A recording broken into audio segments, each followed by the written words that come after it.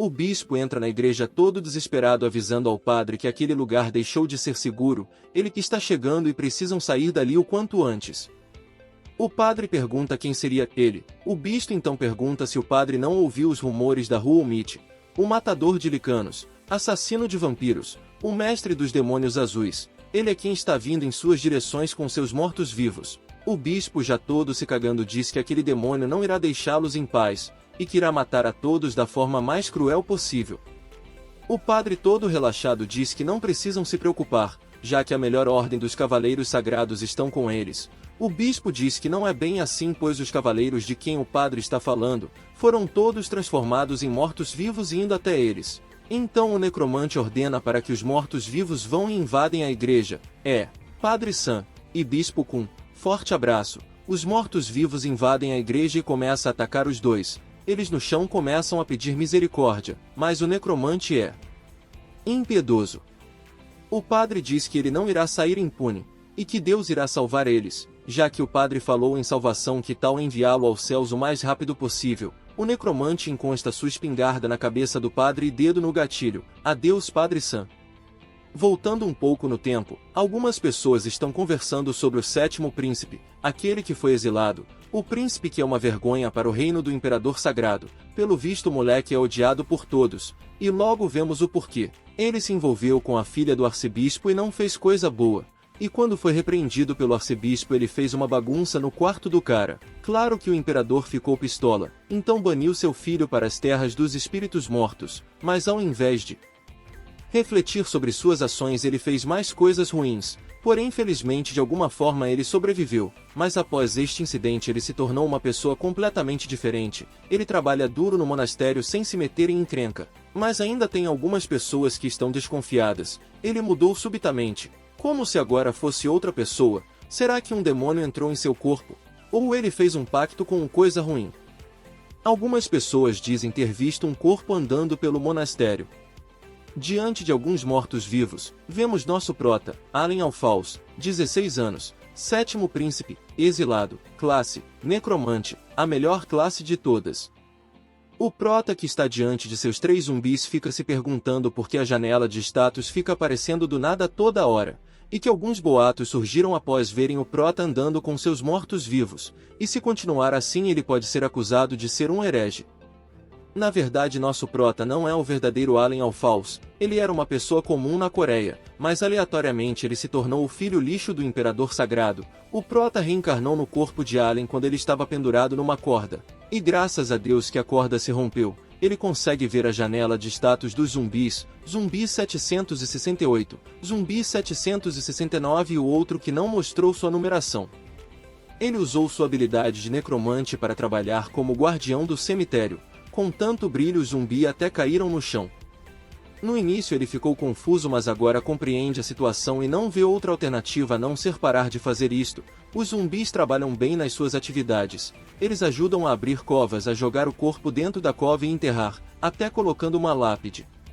Eles e seus zumbi todos felizes em cumprirem as atividades. Mas todo começo tem um fim, e está na hora de dar adeus. Os zumbis ficam revoltados com o prota. Como assim? Usa eles e agora quer descartá-los. Cadê o amor do necromante com seus mortos-vivos? Deixou até um deles com raiva.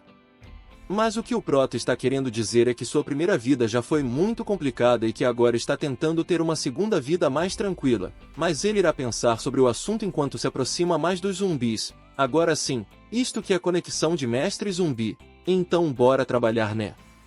2 pessoas que estão a caminho da igreja carregando o cadáver de algum infeliz. Uma delas pergunta ao outro se ele ouviu alguma coisa. O outro, com medo, diz para ele para de falar bobagem e irem logo até o príncipe para enterrar o cadáver e ajudar seu pequeno vilarejo amaldiçoado. Esses são os últimos cadáveres. Todos fugiram e ao que parece aquele lugar ficou repleto de cadáveres. Os caras perguntam ao prota se ele pode ir até o vilarejo. O prota pergunta por quê. Os caras dizem que o vilarejo quase foi aniquilado e se eles ficarem próximo de um príncipe, com certeza estarão bem e que eles já viram o prota movimentando os cadáveres. Olha que fofinhos pedindo com jeitinho. Os caras não querem sair de perto do prota de jeito nenhum. Bom, não tem para onde correr, né? Bora ajudar esse pessoal. O vilarejo se encontra completamente deserto. Os dois com medo se escondem atrás do prota. O prota pede para que saiam de cima, mas não adianta. Ele virou o amuleto da sorte dos carinhas. Enquanto eles caminham, um vulto passa ao lado, mas somente o prota percebeu. Os outros dois não viram nada. Nosso protinha corajoso irá ver o que era aquilo.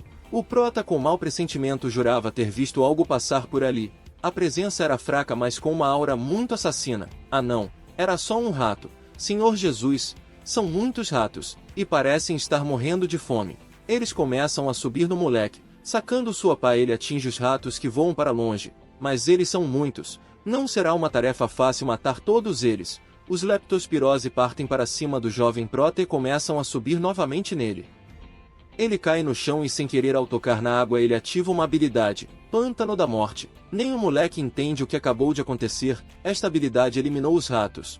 Chegando, os dois esquisitos percebem que a poça de água que era contaminada agora é uma poça de água sagrada. Isto é digno de um verdadeiro príncipe do reino sagrado. O prota fica pensando que sua habilidade de necromante foi purificada e agora ele tem poder sagrado. Agora ele é um necromante sagrado, enquanto o prota está preso em suas imaginações. Uma mulher aparece. Os dois carinhas dizem que aquela é Charlotte, a vizinha deles. Os doidinhos começam a chamar ela para que venha conversar com eles. Mas a menina não parece ser muito dos papos. Ela saca uma faca e ataca os dois caras. Quando chega no prota, nosso menino consegue se defender. Ela é muito forte. Será que é uma zumbi? Não. Ela ainda não se transformou por completo. Com um pouco de sanidade que lhe resta, ela ainda diz algumas palavras como mamãe e papai. Ela parte novamente para cima do prota, que defende o ataque. Sua pá volta a brilhar novamente e sua habilidade sagrada está sendo ativada. Porém, usar esta habilidade pode acabar machucando a menina, então bora jogar ela dentro da poça sagrada. É a única forma. A menina começa a se debater, mas o protinha usa toda a sua força e consegue afundar ela na água sagrada. Ufa, mais uma purificada. Corta a cena e vemos algumas pessoas na casa do prota pedindo ajuda. Eles souberam que o prota purificou os ratos da cidade e até mesmo a pequena Charlotte. O prota diz que não salvou ninguém e que a garota morreu. Como assim a menina morreu? O prota diz que ele é da linhagem do imperador sagrado e que não contém nenhuma habilidade. Já sem esperança, eles começam a se perguntar o que irão fazer agora. Eles foram até ali na esperança de encontrar a solução para seus problemas. E no meio da confusão, o doidinho lá do começo já chega gritando, dizendo que a Charlotte acordou. E que tudo foi graças ao prota, ele quem a curou. Parece que o prota estava mentindo para o pessoal, que não gostou nem um pouco. Mas ele nem liga, tanto faz, ele terá que ajudar aquelas pessoas, né? Já que tem muito mais poder divino do que eles. Mas, ele tem algumas condições. Parlock, 75 anos. Especialidade, fofocar. Olha a especialidade da lenda. Ao que parece, o prota pode verificar a janela de status das pessoas. Então ele diz que a condição é bem simples. Ele quer dinheiro e suprimentos. Nada mais justo. Ah, e mais uma coisa. Arrumem a catedral. Ela está caindo aos pedaços. E claro, sobre as trocas, eles devem manter isso longe dos ouvidos dos cavaleiros sagrados. Até que enfim o lugar que é utilizado como exílio agora será útil para alguma coisa. Um senhorzinho disse que 30 cadáveres do vilarejo viraram zumbis. O prota então pede para que eles peguem seus equipamentos. Alguns ficam sem entender o que está acontecendo. O prota diz que não irá cuidar dos zumbis sozinho.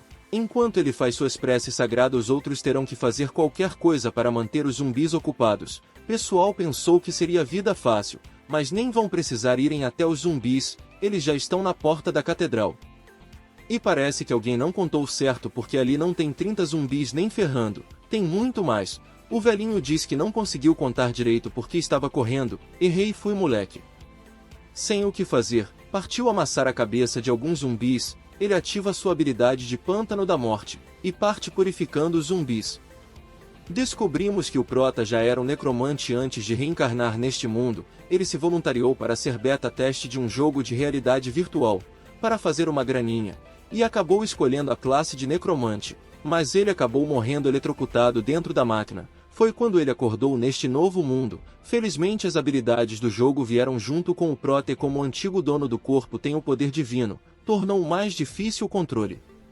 No chão, um dos cidadãos começa a chorar dizendo que não consegue fazer isto. Por mais que sejam apenas zumbis, ele não consegue. Um dos zumbis é sua amada esposa. Como ele pode matar sua esposa? Besta, aquela não é mais sua mulher, ela agora quer comer seu cérebro. O prota, que não tem nada a ver com isto, chega na bicuda voadora e joga a zumbi para longe. O cara de batata começa a reclamar com o prota. O prota diz que sua mulher se foi. Seu corpo está apodrecendo e sua alma está prestes a perder seu rumo. Se ele quer que ela fique assim, tudo bem. Mas se ele quer salvar a alma dela, para de chorar e começa a matar. Algum zumbi cercou o protinha. E quantos estão prestes a atacar, alguém pula do céu e desfere um grande ataque que joga os zumbis para longe. E quem poderia ser essa pessoa? É claro que é ela, a ex-infectada, Charlotte. Houve uma forte epidemia durante o outono e o inverno. Acompanhamos o passado da pequena Charlotte, onde ela está correndo pelo vilarejo chamando por sua mãe e pai. Ao abrir a porta ela grita dizendo ter muitos ratos no lado de fora.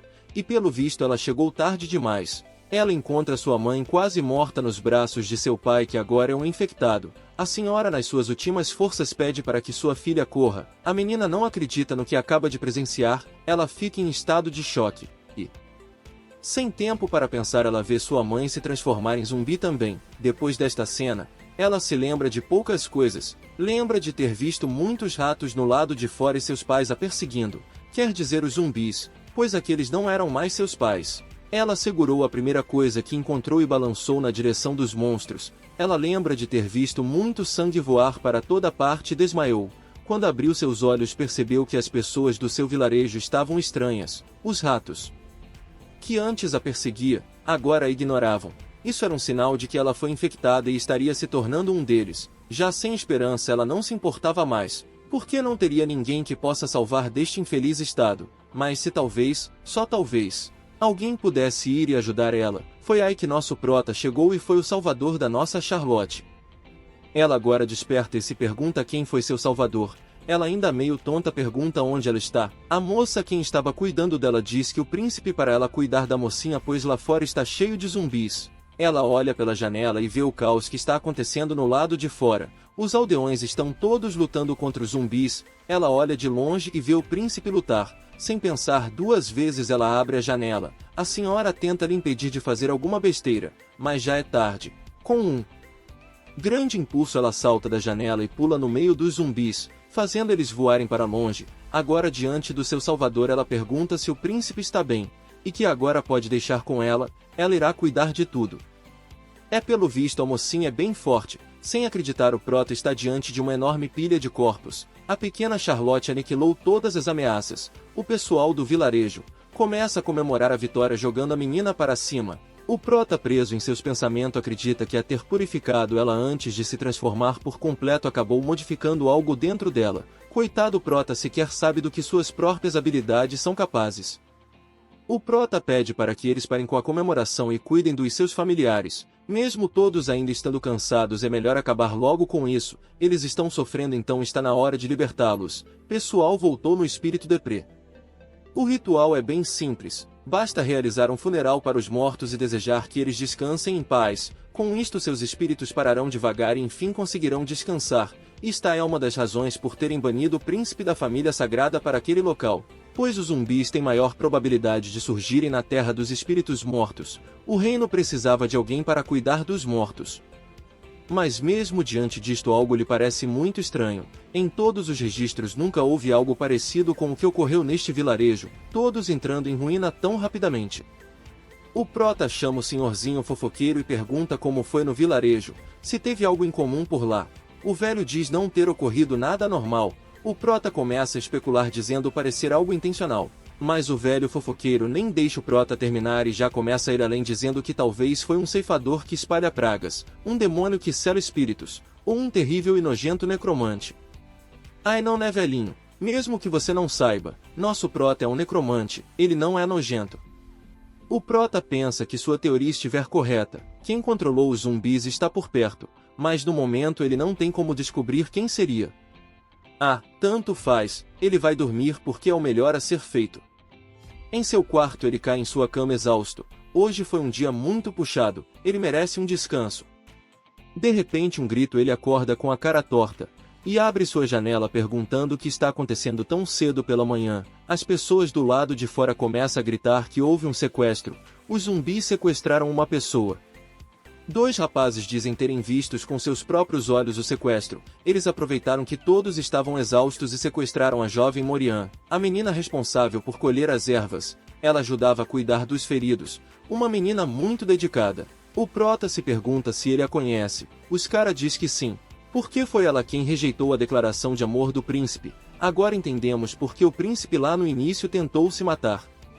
Os caras dizem que eles têm que montar um grupo de resgate e encontrar a moça o quanto antes. O prota acha aquilo tudo muito estranho, pois é a primeira vez que ele vê um zumbi capturando humanos. Ele pergunta pros carinhas se é possível rastrear. Os dois dizem que tem um cara na vila que consegue ajudar. Então o prota pede para ir chamar este cara chamado de Hans. Ele olha pro lado e a pequena Charlotte está diante dele só observando, mas pela aura terrível que ela emana, o prota se pergunta se ela guarda algum rancor por ter sido afogada pelo protinha. Então, como desculpa, ele sai correndo dali dizendo que devem se apressar e salvar Morian, senão ela vai acabar virando jantar de zumbi. Diante de uma caverna, Han seguiu os rastros do zumbi junto do prota e dos dois rapazes. O prota para diante da entrada da caverna e sente ela cheia de energia demoníaca, e que com certeza ali dentro tem diversos zumbis, ou talvez este lugar seja a fonte da praga. O prota sugere reduzir aquele lugar a cinzas. Os carinha preocupados com a bela Morian diz que não podem fazer isso, eles têm que salvá-la primeiro. O prota diz ser verdade, mas aquele lugar fortalece mais os zumbis. Então se eles entrarem ali para salvar uma única pessoa, todos irão acabar morrendo. Então o plano é se prepararem adequadamente e voltar ali depois, mas isto irá fazer com que as chances de Morian estar viva cair drasticamente. Pelo jeito não vai dar tempo de se preparar não, Ao olhar para trás ele vê um enorme urso zumbi, que dá uma mordida no braço do prota. Os outros correm para ajudar o prota, mas já é tarde. O urso começa a arrastar o menino para dentro da caverna, e o joga em um buraco, mas antes que ele caia, ele ativa sua habilidade de pântano da morte e joga no urso zumbi que ruge ferozmente. Ao cair no buraco ele tenta usar sua habilidade para curar o ferimento, porém a maldição é terrível, e o melhor a se fazer é economizar na habilidade. O urso nada contente está de pé diante do prota. Ele é o rei da gula, e foi aprimorada por algum necromante, agora ferrou de vez. Como o pequeno prota irá derrotar um urso gigante desse? A Peppa Pig das trevas parte para cima do moleque que consegue desviar da mordida. Mas o urso não dá brecha e vai dando logo uma patada, antes que ele conseguisse acertar o prota. Novamente ela chega, dando uma facada no olho do monstrengo. Charlottezinha, nossa heroína. O urso começa a gritar de dor, e o prota se pergunta como ela o seguiu até ali sem ele perceber, mas ali não é momento de ficar pensando. Ele pede para a mocinha segurar o urso, mas tadinha, mesmo sendo forte contra um urso será difícil. O bichão joga ela para longe e começa a atacá-la. Ele tenta finalizá-la com uma mordida, porém a menina é mais inteligente e crava sua faca no céu da boca do urso. Deve ter doído só um pouquinho. Aproveitando a brecha, o prota ataca a cara do infeliz que o faz voar para longe. Ele agradece a Charlotte por ter ajudado a moça no chão. Quando vai segurar a mão do menino, ela vê apenas a mão de um zumbi, e fica se perguntando se chegou muito tarde no local e o prota acabou virando um zumbi. Mas é claro que não é nosso prota, são diversos zumbis que estão surgindo da terra, mas são os zumbis do nosso protinha. Agora sim a batalha de necromancia vai começar, para cima deles sacos de ossos. Os zumbis do prota começam a devorar o grande urso sem piedade. O urso até tenta revidar batendo em alguns zumbis, mas não tem escapatória, pois mais e mais zumbi vão surgindo graças aos vários cadáveres contidos nesta caverna. E no fim, mesmo com uma grande resiliência, o urso vem ao chão, a quantidade venceu a qualidade. Agora, com o urso morto de vez, Charlotte recupera sua faca que ficou cravada nos olhos do monstro. O prota começa a ficar meio tonto, afinal ele usou uma grande quantidade de poder para invocar todos aqueles zumbis. Charlotte pergunta se o príncipe está bem. Ele diz que está bem, precisa apenas descansar, e diz que ela viu ele usando todo o seu poder. O prota pede para Charlotte guardar seu segredo. Ele deseja apenas viver em paz, e se a família sagrada souber de suas habilidades lhe trará mais problemas. Mas esta atitude toda educada foi vista somente do ponto de vista da garota. Na realidade o prota está com medo dela, e disse que irá deixá-la em paz e não irá incomodá-la mais. Charlotte diz que o prota é seu salvador e ela irá ouvir tudo o que ele disser. Os carinhas que ficaram para fora da caverna entraram e perguntam se o prota e a Charlotte estão bem. Eles trouxeram equipamentos para explorar a caverna, pelo menos eles são bem intencionados. Querem ajudar o Prota a resgatar a menina sequestrada, mas quando descem se deparam com vários corpos de zumbis caídos ao chão junto do urso gigante. Curiosos perguntam o que aconteceu naquele lugar, se apenas os dois foram capazes de fazer toda aquela bagunça. O Prota interrompe dizendo que é possível existir um necromante naquela caverna. Ele tentou tornar a caverna sua base e então matou o urso que já morava ali. O Prota e Charlotte, quando chegaram na caverna, todos já estavam mortos. Os carinha acreditam na história inventada pelo Prota. O Prota, em seus pensamentos, já deduz que a menina chamada Morian a esta altura já deve estar morta e que o necromante provavelmente usou ela como isca para atraí-los até a caverna, sem outra chance, já que estão todos ali. Bora ir mais a fundo nesta caverna. A intenção do Prota é descobrir o quão bom é este necromante. Indo mais e mais fundo na caverna, eles se deparam com uma fenda. Eles começam a espiar o que tem dentro e encontram Morian amarrada no canto da caverna. Os carinhas correm para salvar a menina. O Prota fica se perguntando por que ela ainda está viva. Algo não está certo. Espera, talvez aquela menina seja Morian. Com um sorriso pergunta se todos ali vieram salvar ela. Sai para lá com essa falsidade, garota. O Prota mete logo uma pasada na fuça da menina. Os caras, sem entender nada, ficam de boca aberta, perguntando se o príncipe ficou doido. O Protinha diz que deveria ter acertado ela com o lado afiado da pá. Os cara de coxa vão socorrer a menina e perguntando para o Prota o que há de errado na situação. O Prota explica que ele pode ver os status das pessoas, e o status de Morian diz que seu verdadeiro nome é Morgana, sua idade é 63 anos, uma senhorinha, e uma necromante. A descarada diz que está havendo um mal-entendido. O Prota não quer nem saber e pede para ela parar com o teatrozinho. Os outros caras ficam surpresos ao descobrir que ela é quem está por trás de tudo aquilo. A mulher tenta mais uma vez dizer que tudo não passa de um engano. O Prota diz que beleza, se ela está dizendo a verdade então beba esta água sagrada. Se ela for humana será um ótimo remédio, porém se for necromante os órgãos dela irá derreter. Ela começa a dizer que o Prota não precisa lhe dar algo tão precioso, deixa para ele usar em uma ocasião mais oportuna. O Prota não quer nem saber, ele quer que a mulher beba tudo. Filhona não tem para onde correr, a casa caiu. Ela se pergunta como isto é possível. Seu disfarce durou por um ano sem que ninguém ao menos duvidasse de sua identidade. Mas é claro que ela está falando do protagonista desta história. Ele pode tudo, inclusive fazer ela beber. A mulher muda de tom de voz e diz que iria se livrar do Prota durante a onda da morte, mas já que ele está ali, ele apenas acelerou sua própria morte. Ela bate no frasco que contém água sagrada, assim derrubando-o no chão e começa a invocar seus esqueletos. Agora, com sua verdadeira aparência, ela diz que irá matar o príncipe. O Prota, impiedoso como sempre, começa a distribuir pasada nos esqueletos e diz para a velhinha para de ser arrogante e que ela deveria recuar pois ele está sendo bonzinho. É aí que Charlotte, como um gato, avança pelas costas da senhora e a imobiliza no chão. A véia no chão pergunta como ele conseguiu derrotar todos seus esqueletos e que arma é essa que o Prota tem. Esta pá parece ser a fonte dos poderes do Prota. Ele diz que é uma ótima pá. A véia diz que no mínimo aquela pá é uma relíquia sagrada. Sabe de nada, inocente, mas a velhinha deveria se preocupar com outras coisas, como a faca que está em seu pescoço. Toda roxa, Morgana assume ser uma necromante de 63 anos. Os carinhas que uns capítulos atrás estavam babando pela menina ficam de boca aberta ao ver a verdadeira identidade dela. Morgana diz que em troca de sobreviver ela irá contar quem pediu para matar o príncipe. O plano era seduzir o príncipe e depois matá-lo de uma forma que parecesse que ele mesmo se matou. Aí que descobrimos que não foi o príncipe que tentou tirar sua própria vida, e sim, ele foi forçado a isso.